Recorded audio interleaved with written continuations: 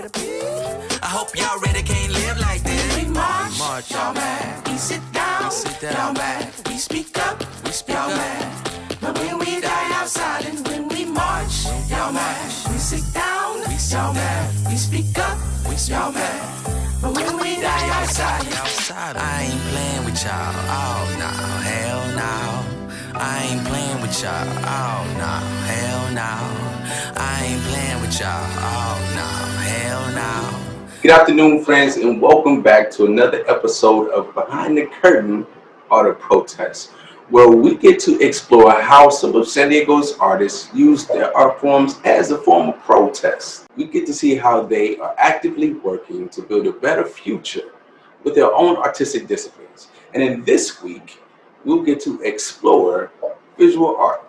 So I'm Kendrick, and I'm here to take you on this particular journey. But before we get too deep, I think we need to start with a free write, right? Okay, so part of what's important about protest art to me is intention. And that's why each day we like to start off with a 2-minute free write just to get us in a space of reflection and to help set that intention. This free write is a response to one of our prolific writers, Audre Lorde, who was an activist, a womanist, and feminist, and a writer. And she was a protest thought leader. And her words often inspired me, and so I hope they'll do the same for you. And what's going to happen is I'm going to tell you this quote, and then we'll spend about 2 minutes just allowing you to write freely whatever comes up for you, so you don't have to share it, so you don't have to feel compared to edit yourself. So in a moment, just allow whatever come to come. And when I'm done, then we'll have a moment where if you want to share, you can. All right. So here's the quote. The quote for today is, I see protest as a genuine means of encouraging someone to feel the inconsistencies, the horror of the lives we are living. Social protest is to say that we do not have to live this way. If we feel deeply, as we encourage ourselves and others to feel deeply, we will, within that feeling, once we recognize we can feel deeply, we can love deeply, we can feel joy, then we will demand that all parts of our lives produce that kind of joy. And when they do not, we will ask, why don't they? And it is the asking that will lead us inevitably towards change. So what does that quote mean to you, and how do you see it playing out in your life? All right, the time has started. Let's go.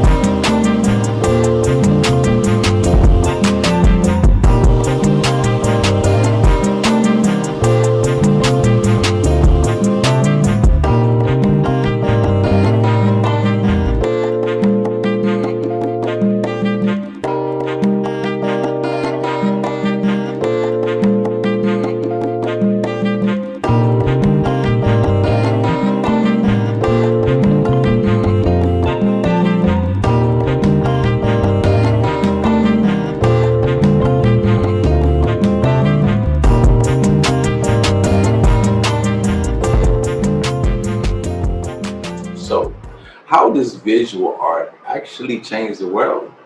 There are countless examples across history, across the world of protests in terms of it having that impact. And your official homework is to actually look something up. We can't give you everything.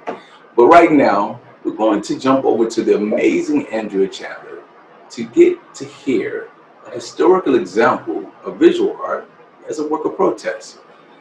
Angie is a theater artist and cultural arts strategist from Brooklyn, New York. She uses program curation and storytelling to effect change and highlight marginalized communities.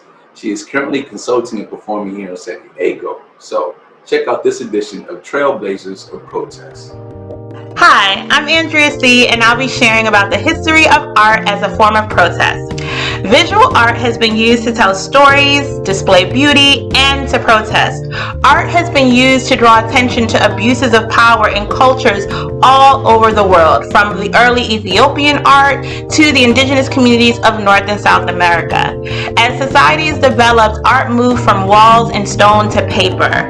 Poster designs have been used in our earliest marches, and some would even say that Martin Luther's posting of his issues with the Catholic Church was a form of protest art. San Diego is also part of this story. Our iconic Chicano Park is an amazing example of how art can be used as a means of drawing attention to issues and telling the story of marginalized people. The murals of Chicano Park are also connected to the amazing history of artists in Mexico creating illustrations and posters using printmaking to highlight government issues, labor rights, and more. That history travels up and down California as well as to the East Coast, where symbols can be found in civil rights movement posters, women's movement posters, and in large murals created by Diego Rivera. Chicano Park is also the result of people refusing to take no for an answer, in claiming space and demanding what was promised to them. Not long after this bridge was created to go from San Diego to Coronado, the community of Barrio Logan and other areas mobilized to protest the displacement of families and businesses for the construction, as well as the city's broken promises of giving the community a park in the land under this new bridge. And this is a common story around the country. We'll learn a bit later about that. The community gathered, and among them was art. Art was a part of the protest. Led by Salvador Torres and other artists, the first mural went up on the columns of this massive bridge from Barrio Logan to Coronado in 1973. The historical murals told the story of the people who were displaced and for the neighborhoods that were moved for the construction. Today, there are over 80 paintings along the concrete columns of the bridge. The paintings tell the story of history, culture, and the refusal to back down. Each piece is maintained by contemporary artists and residents of San Diego.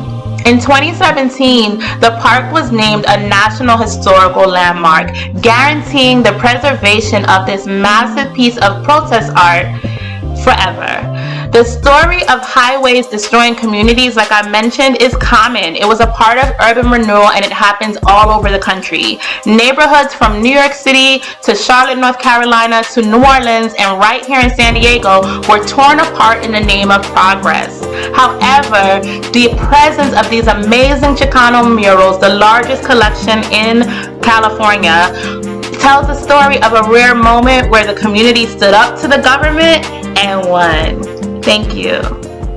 So now I'm excited to move on to our two guests for today. We have two phenomenal artists, visual artists that we'll be having a little chat with, Dr. Berenice Badillo and Maxx Moses. So I know Berenice from when we worked at a nonprofit and we were supporting homeless and runaway youth through providing mental health services. And that's when I got to meet this extraordinary Latina who just does so many amazing things. She utilizes art therapy and communal art to create collective forms where dialogue about inequalities can be identified and processed by validating other cultural perspectives that don't belong to the dominant culture. She grew up straddling two worlds as a first-generation immigrant, and early on in life used art to understand and balance the dual and intertwined cultural identities that were her daily reality. She knows that art can be a vehicle of change, especially when we reclaim the stories and struggles of the community and disseminate them on a grander scale. And for Mr. Maxx Moses, his artistic journey has involved him evolving from a graffiti artist to an international muralist and beyond. Growing up within an art form that was against the law and broke the rules, it shaped not only his outlook on life, but encouraged him to question everything around him. Daniel Hopkins, aka Maxx Moses, was born in the Bronx and raised in Yonkers, New York. He is a graduate of Brockport University with a BA degree in business and a minor in fine art. His murals can be seen all over the world, from Philly to DC to Zimbabwe to Paris, Belgium, Amsterdam, to Hollywood, New York, and here in San Diego, of course. So I got to have a wonderful conversation with these wonderful folks. And when I tell you, just a great discussion about what it means to be a visual artist, and then the imagery that they bring to life is beyond words. So check it out. All right, good folks. So welcome back. So I'm so happy today because I have two wonderful guests that are with me, some great artistic friends of mine. And I would like to introduce Dr. Berenice Badillo and Maxx Moses. So welcome, good folks. Glad to see y'all here. Good to be here. Absolutely. For sure. So we're gonna dive into this because I know y'all got a wealth of knowledge with y'all and all this experience and everything. But so let's just start with like what led you into your particular art form, and even having that as a form of protest. And Berenice, we'll start with you. I think that what started for me was, as a kid, not having any representation of me as an immigrant, or my parents who are immigrants, and not having that in any of my textbooks. And so I was really inspired as a young kid with Chicano Park. And when I was 14, it really led me to kind of want to create a mural that was about women and that showed a story of my community and my struggle. And so I think my art is really about how do you get a platform for the voices that are not heard. And so I did actually create that mural, and I called it Mural in Chicana Park. I created that in 1997, which is funny because it really took a long time for people to even get the title. Thank you for that. Maxx, how about you? What got you into this medium of art, and especially using it as a form of protest? You know, something, I think it's just from me, I think in that same stage of life, a teenager, but just being totally lost, you know, like, you know, you grow up in America having all these fairy tale stories about Christmas, about the various holidays, about religious beliefs. And then you reach your teenage years and, you know, you get more influence from the streets than you get at home. And I think it just changed my whole outlook. To me, I think the world looked like a lie, you know? So I became a rebel. I became a total rebel. And I got turned on to this writing, which is known as graffiti, but we consider ourselves writers, you know? So I got turned growing up against the norm. You know, everyone at that time, the art form was totally hated. And actually like that. You know, I wanted to be outside of the norm of what was accepted. I didn't want to be accepted because what was being accepted, I thought was false anyway. Right. So I was like, I want to follow that. I want to go over here where it's not accepted and figure out what that's all about. So that's where I come from. Gotcha. So actually, let's talk about that, because I know, you know, from especially Berenice, you know, a rebellious spirit that is there so much. But even in this space where, when we think about, you know, you were simply speaking to your experiences, right? To these unheard voices, to these dynamics of society that were overlooked. But now we're in a space where folks are at least starting to be open to looking at it a little bit more intently. So can you talk about how that piece feels for you in terms of recognizing that in some ways you were ahead of the curve, and now the world is finally trying to catch up? Absolutely, yeah. I feel that totally. It's like there's a whole bunch of acceptance now, right? People accept the art form. People even accept the tool itself. The tool of spray paint is deemed as like, this venomous tool. Like, oh, you use a spray paint, that's already against the grain. So there are a lot of things that have changed, because in my early stages, I felt like a lot of shame was thrust upon me for my action, and I had to come to grips with like, the reality is that every human being wants to make their mark on the world. I was just doing it literally, right?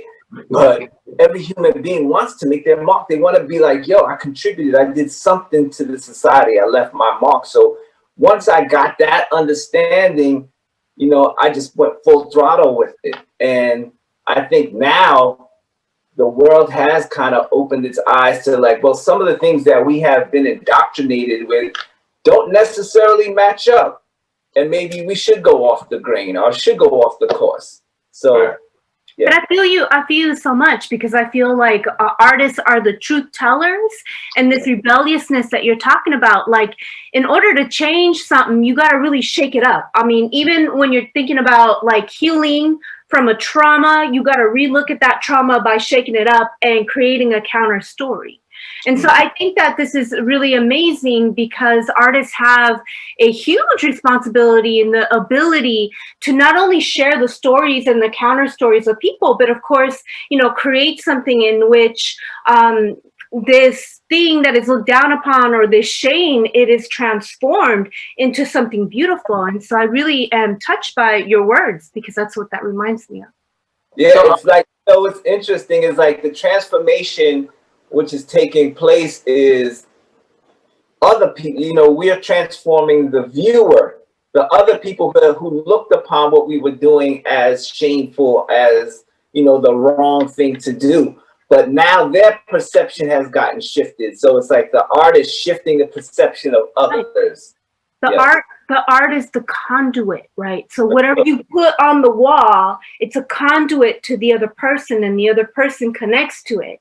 And, as a Chicana, I love murals, because there was a time where you wouldn't see Mexican-American art it's still happening. What do you mean back in the day? It's still happening. Where are the people of color in the museums of contemporary art? Right. And so, but you could put a mural on the wall and it's a conduit to someone else. And when I was a child looking at these murals in Chicano Park, it really spoke to me. And I felt like you're saying, well, I have a purpose. I have a voice. I have that ability to connect to other people and to share my story and to hear their stories through this simple act of leaving a mark. Yeah. So I'm actually curious as it relates to, your expressions of art. Have you ever, done a piece of art and, been able to see the impact on a person or community who you attached that piece of art to? Like you're speaking their voice, so to speak. So do you have any examples of that? Okay, so my first example, Dr. Berenice is talking about connecting to people through art, right? But, the very origins of graffiti art is tagging, right? And that tagging doesn't connect, it creates a disconnect, right? People see it and they're like, oh, I like what you do, but that tag and stuff, I don't like that. It creates a disconnect, right? So you want to ask me this question of how my artwork has affected people. I remember one night when I was catching a tag as a young boy on this door of the house, and the door just flies open, and the woman comes out and she just starts beating me in the head with a broom. Bow, bow, bow. And I'm just like, damn. I'm like, she was waiting for me to get over there. And it just shows that disconnect. So art that is rebellious also creates this tension in people. Yo, what are you doing? I don't like that. What are you doing? Why are you doing that? So it has a twofold, So in my early stages, I was definitely creating a disconnect, but that disconnect also created awareness. Right.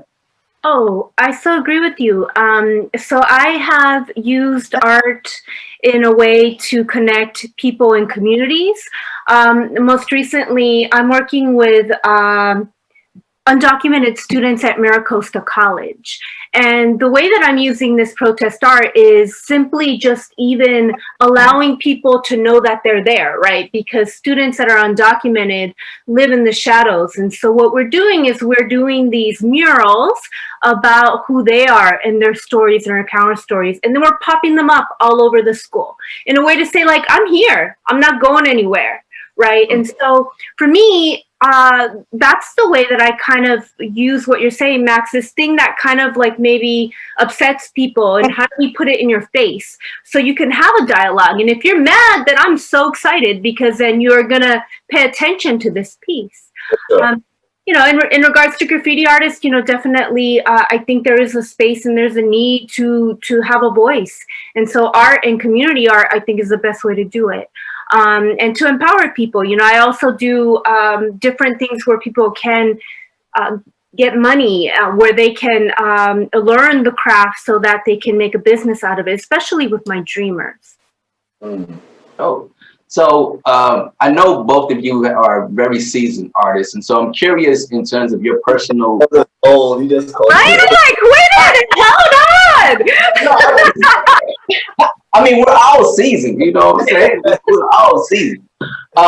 Some more than others. But in terms of, you know, how has your own growth as a person impacted the art that you express? Well, I want to jump in because I definitely connect with Max in regards to when I was growing up. I was lost as well, and I was out doing all kinds of stuff. And as a Latina, I didn't fit the mold. And, you know, I remember wearing like these boxers and Ben Davis and, you know, my eyeliner, my hair and the earrings, and just not fitting in. And so I know that for me, creating art was just my own therapy, and I was very angry for a really good reason.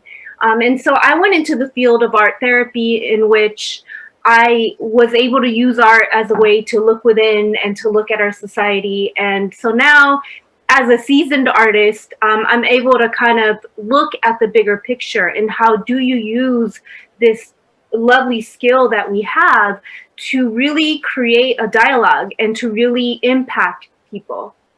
Kind of like what, you know, Max is saying, like how do we validate the experiences of these young people and give them a platform to communicate?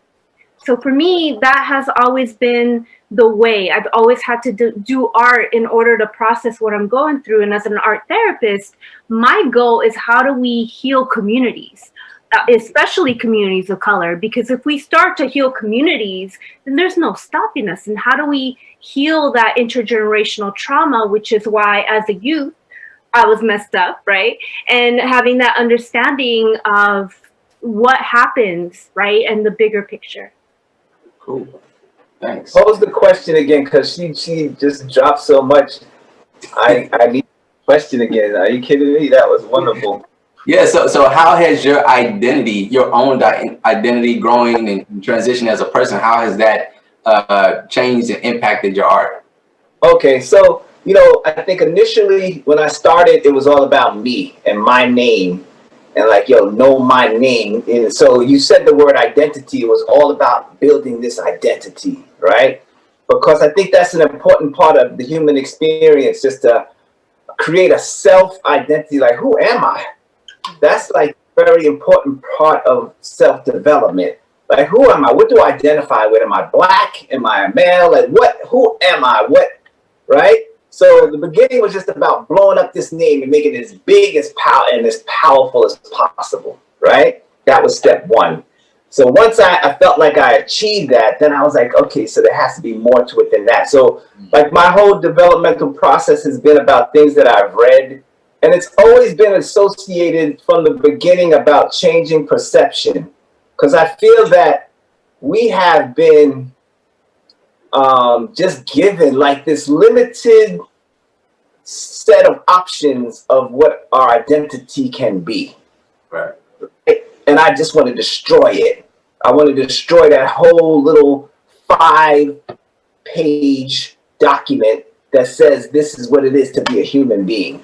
Right. And I want to expand it so broad and so vast, You know what I mean? So we like, you talk about being powerful. Like, yeah, I want us to be like powerful beings, to just recognize that and not be limited by the parameters that the powers that be have instituted upon us. Got you. No, great. You got some big, or I feel you so much, because I feel like, when I was a young woman, obviously it still happens now. Chicano Park was definitely male dominated.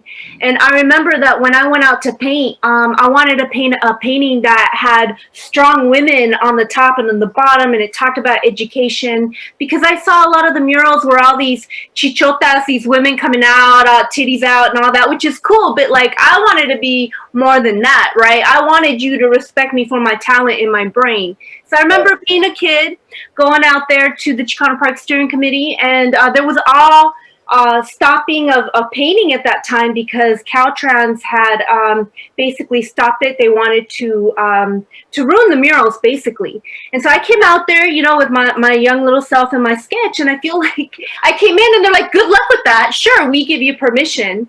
And what I did was, like, I painted this huge mural on canvas, and like a graffiti artist, I came in thick at night and just stuck it up like a big ass sticker, and then painted the rest of it.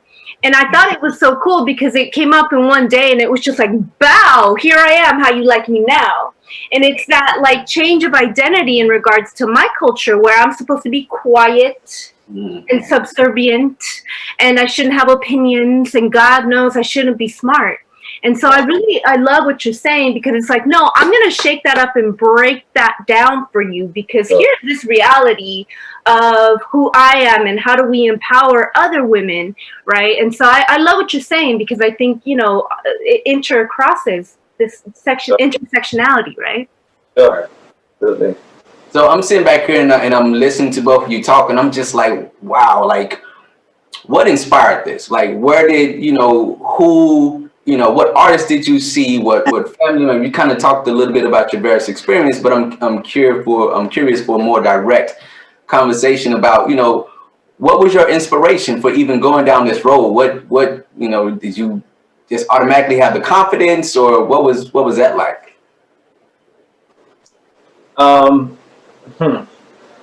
It was like, to point at one thing would be a discredit to all the facets of things that were influencing at the time. So it's interesting. I touched upon this conversation the other day because I did a mural in North Carolina.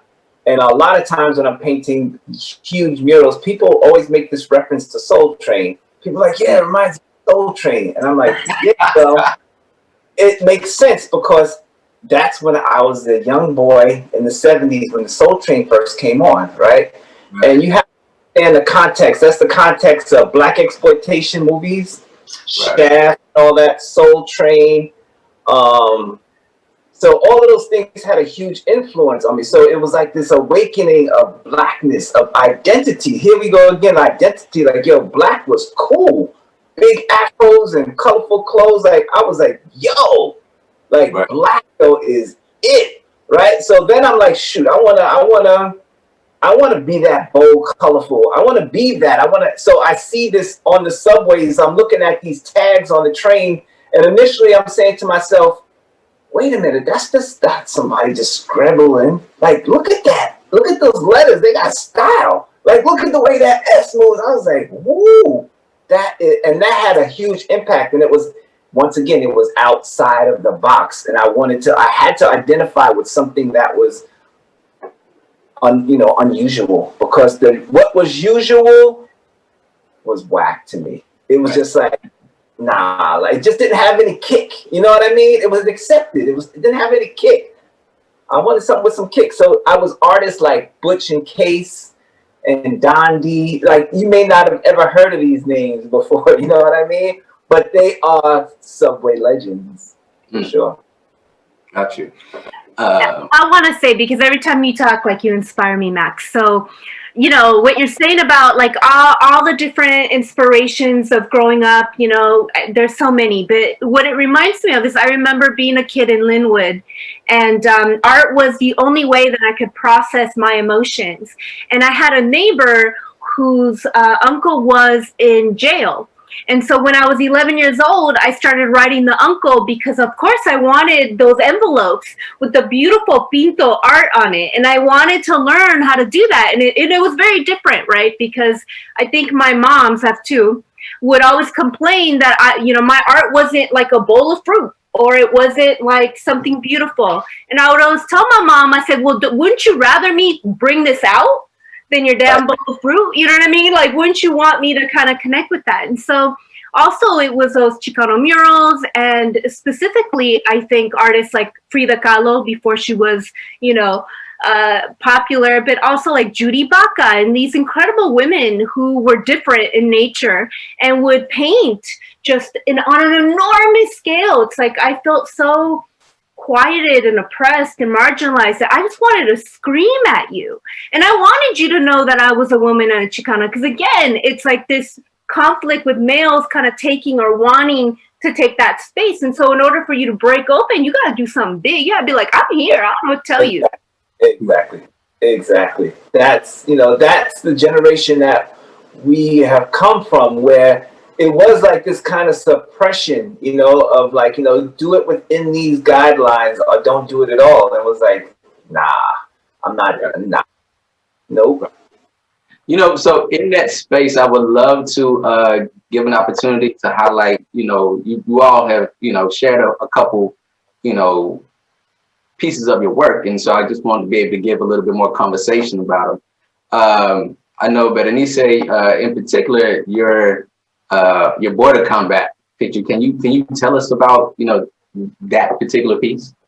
Sure. I think, as a first generation immigrant and, coming from that kind of background, I think that it's always been in the forefront because it's always been a political issue, right? And it's been there for many, many years. And so I created this series called Border Combat. And it reminded me when I was a kid, when you had that video game Mortal Kombat.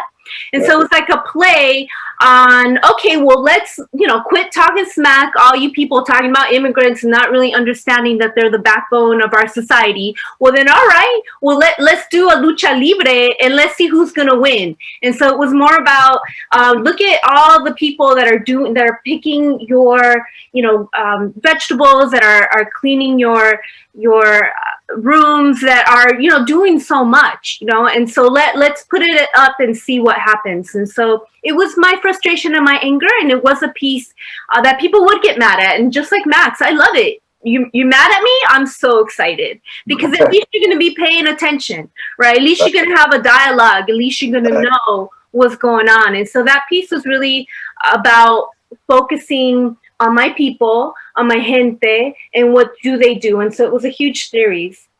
Right. Thank you. And Maxx, how about the Black Matter is Life? Can you tell us about what went into that one? So the Black Matter is Life is definitely a piece that, it's a protest piece, but from a different point of view, I would say, because it was done in June of 2020, right in the height of all the upheaval that was taking place in our country in regards to Black Lives Matter, right? But there were so many murals that were going up that were reflecting the pain, right? And I felt that as Black people in America, we're always fed the pain. Like, always, the pain is always in front of us. Like, like we keep seeing these videos of police brutality, and like, it's actually promoted. Like, this pain, our pain is promoted, right? And I understand it, and I don't disregard it. But in another level, I wanted to flip it, because the title of the theme that we are riding on in this country and in the world is Black Lives Matter, right? And I'm like, yeah, okay, but you want to know why Black Lives Matter? Because Black matter is life. Right. Yeah, because everything comes from the Blackness. Like, the Black man is the original man on the planet. So yeah, Black Lives Matter, because if you wouldn't exist without us. Yes? And that's not from an egotistical point of view. It's just from a point of view of acknowledging life itself. Right? So I just wanted to create a piece of artwork that focused in a deeper level of what Black Lives Matter actually means, and to kind of exemplify the beautiful strength and power of a Black man in society. You know, like his spirituality, his consciousness, and his love for life, which is not really shown. Right. You know, we're not ever depicted as loving fathers, as providers, as caregivers, you know, as spiritual people, you know. So I wanted to really like flip the script and go in that direction. Gotcha. So I'm curious in regards to just, you know, your experiences in terms of collaboration. Has there ever been a collaboration that you've done that stands out amongst the many? I've had the wonderful opportunity to be part of various collaborations. When I was a young woman, my mentor was in Border Arts Workshop, Taller Arte Fronterizo. And through that, we were able to do a lot of really wonderful things. At a young age, we went into Tijuana. We went to a place where people were living out of garage doors that the United States discarded, and they were squatting. But in Mexico, if you squat the land for 10 years and it becomes yours.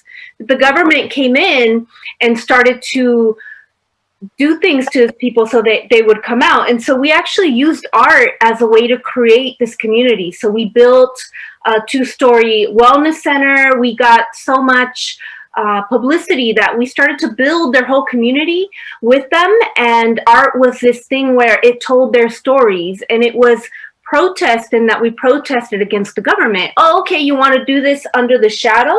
We're going to put all these lights on it. Now what? So I've been really privileged in being in that, being in Revarte, where I went to Cuba, and also just a lot of collaborations with women. I really think, again, that voice is really important, and to be able to have a muralist crew of women and have that voice. So I feel very privileged. And, you know, I'm open to all the wonderful and amazing artists that I work with, and just to create, I think it's an important thing.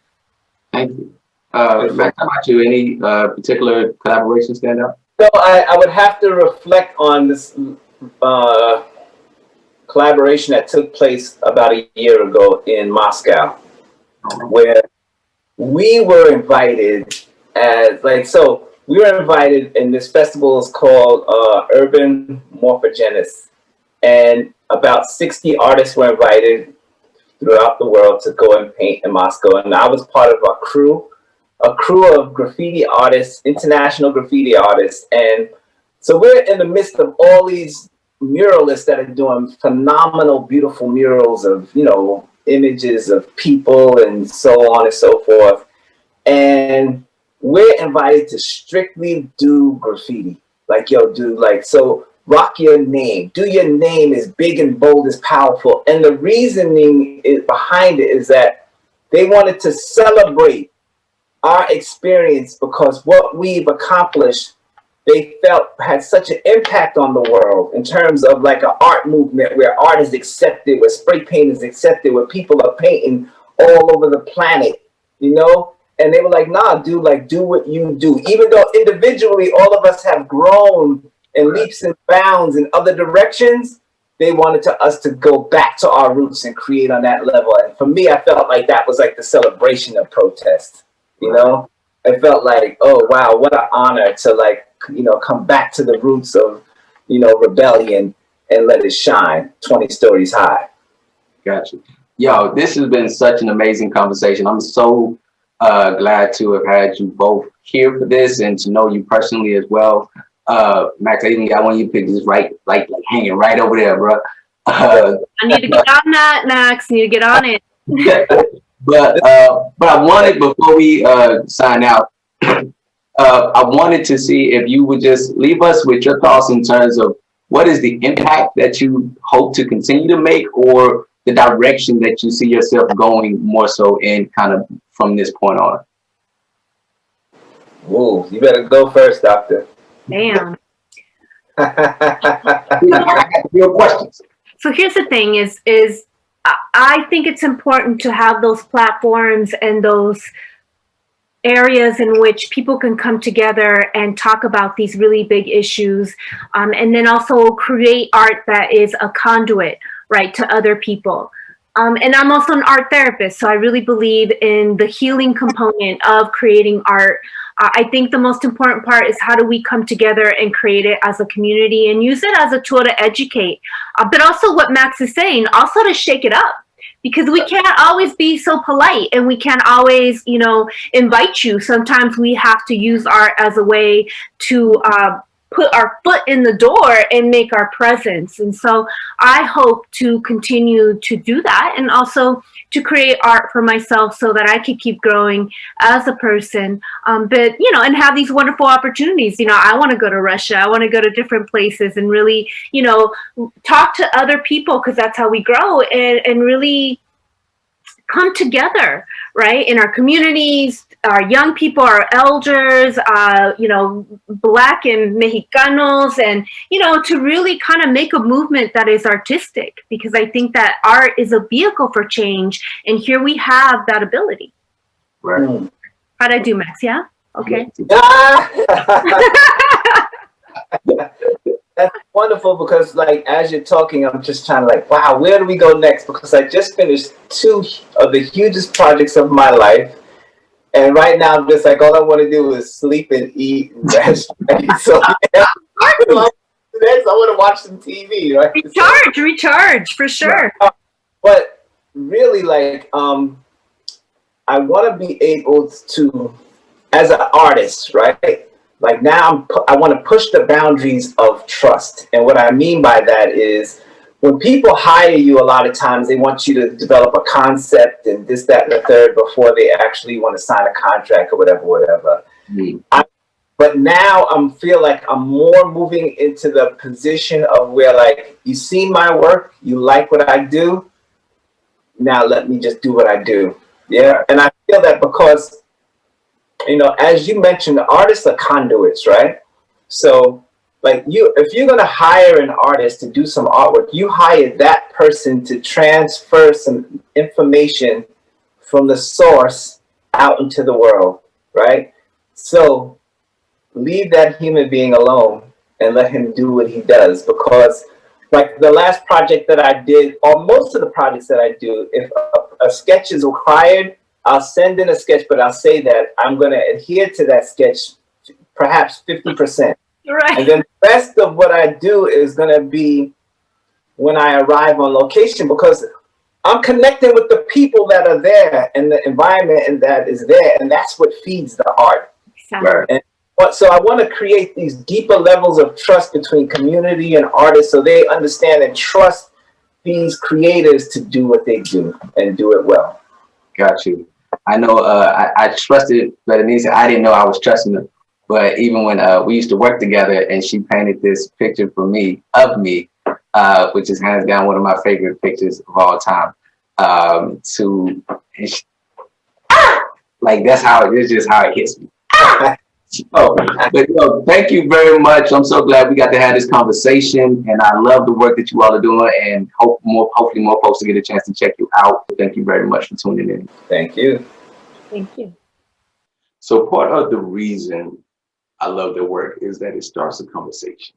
A lot of times there are tough conversations that we want to have, but don't feel like we can. But today we're going to help you with that. So if you tuned into last week's conversation, we talked about some steps that go into figuring out what you might even want to protest. So today we're going to build on that. But first, I want you to think about the homework assignment that we gave you to search for some forms of visual protest art. But in your search, I want you to make sure that you're picking something that is near and dear to your heart, that deals with an issue that you feel is very important to you. Then I want you to identify 3 people that you can share that art with. Now, here's where it gets a little bit tricky. So the first person I want you to show this art to is somebody that you feel that kind of aligns with your beliefs, somebody that, will probably understand and see it in the same lens.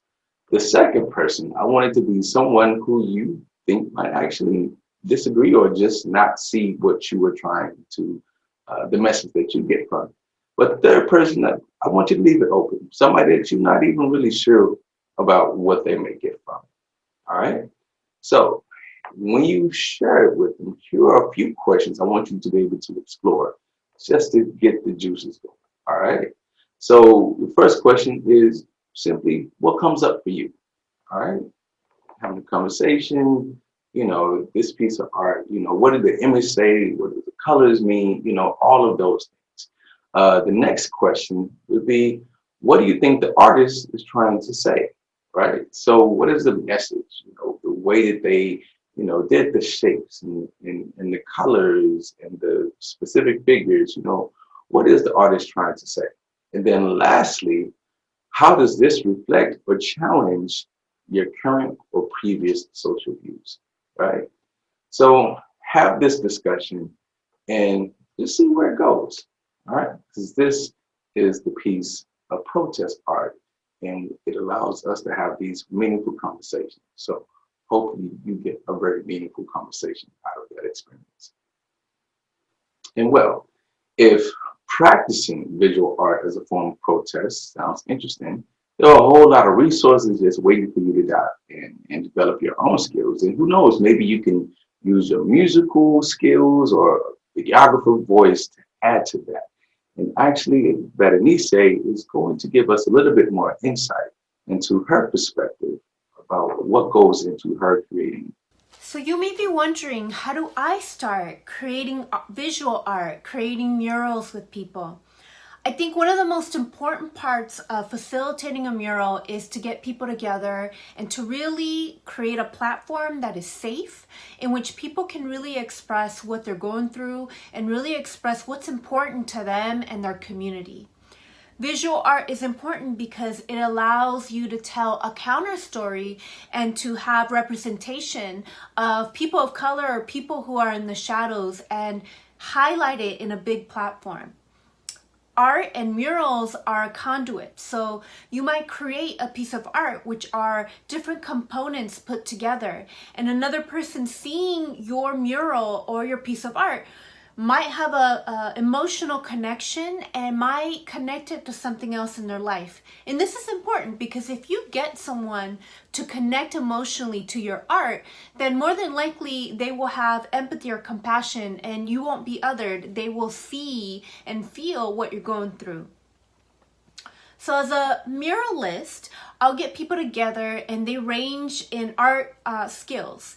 And it's okay if you don't know how to draw, you could still be an artist. And you could still be an artist and create a mural if you've never done it before. One of the most crucial things within a group is to invite people that can support each other and can build upon each other's skills. So you might have someone who's really good at drawing and another person who's really good at painting. And then you might have that person that just has amazing ideas and another person that could just connect the dot. You have to have a dialogue in which everyone participates, and you can decide what is it that really needs to be said through these visual means. Now, you can just sketch, right? Sketching is really important in creating art, and also you have to understand that your first sketch is not going to be it. You have to do many renditions of that art piece for it to be the thing that you want. And in that way, you allow it to be built upon. But one easy way to do it is to put together a picture using collage images. And collage images are very accessible because they're already kind of made. You just cut them up and you can create a story. And this story could be your painting. You could paint on it. You could put it together, or it could be the beginning point to your mural.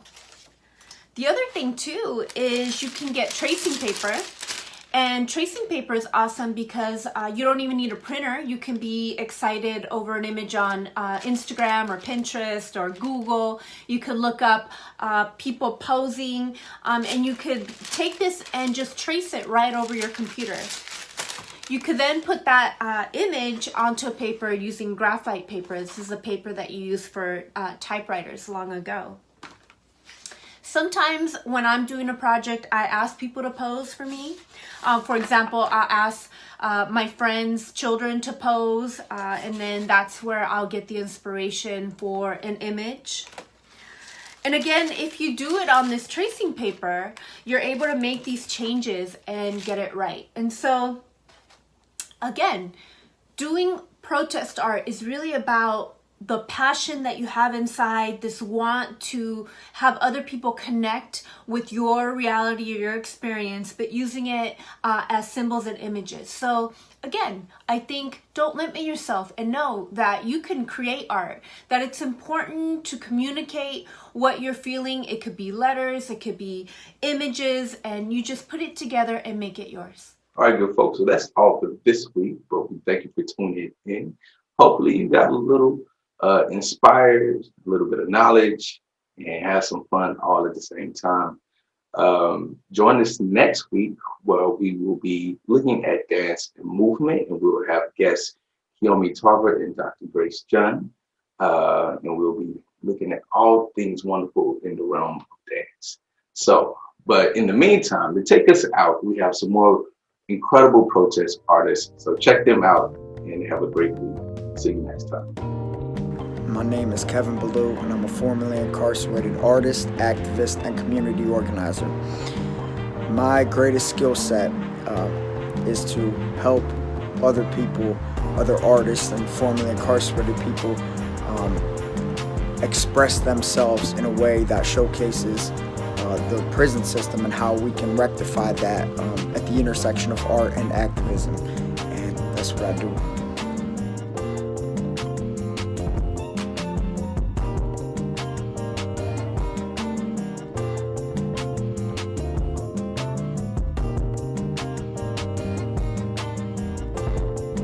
Hello, my name is Beto Soto, and I am a photographer based in San Diego, California.